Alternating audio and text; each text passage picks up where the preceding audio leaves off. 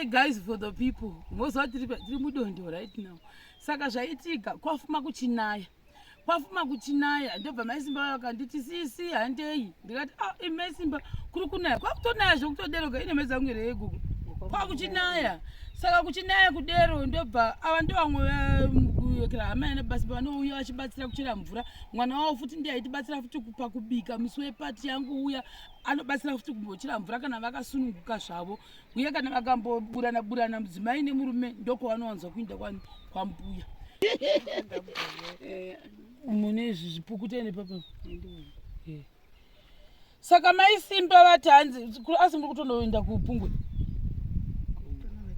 Mundo vatako basimba varambe. Vatichi ndo vanosara nevana. Right, ndakuzwisisa. Saka vari kuinda kuchechi yavo. Ndatombodarika neko ndikambonosvikako ndakonoti vanhu vavapo here zvakuri kunaya kudai iko zvino kwambomira ndasvikumboona vanhu vangu vachisvika vashoma shoma. Saka ameno kuekera arisi secho rasimba ndera ndikuya munani tindoketu.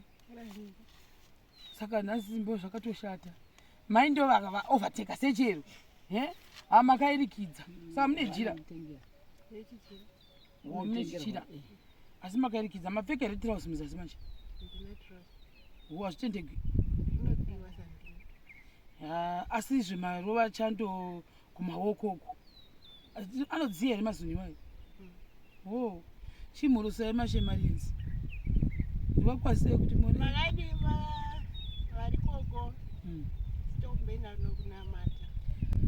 imara makunamata maisimba ndoda kuti munamatire mazenge enyu. Mazenge asati amawana handiti izvo mukuenda kuchechi chimbovapai pureya vanhu tinzwi musati maenda. Neniwo ndinamatire kuti ndigotevera ndigonamatirwa namadzibaba Dhibhoni. Chiitai pureya semunhu uri kuendawo kumusangano.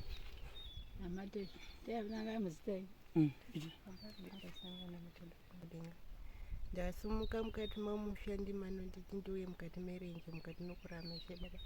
Aba ndinokumbira vasara kumba mugona kuna vachengeta zvakadaka mukati nokurama chebaba. Varege kusara vachinoita beshi mukati nokurama chebaba. Aba ndinochema naye muranda murume asara kumba mukati nokurama nekuti unonzi makumbe mukati nokurama. Mutumwa ndiyati ndinokumbira kuti vasari nevana vasare zvakanaka arege kudai kuvatu kwadaira rafu mukati nokurama chebaba. Aba ndinochema kwamwiri mukati nokurama chebaba. Ndinokumbira tigone kudai kunowana mazenge mukati nokurama chebaba. Imba igone dai kupera mukati nokurama chebaba. Baba ndachema kwamwiri kuchitameni. Thank you. Ina munhu aninamatira wasi zvakaoma vanhu vakaoma inini pamwe ndosaka ndiri kuhwa kuvhunika makuru saizvizvi maisimba mofamba zvakanaka diti pamwe ndichava mukandiona mota yangu muuye kwandiri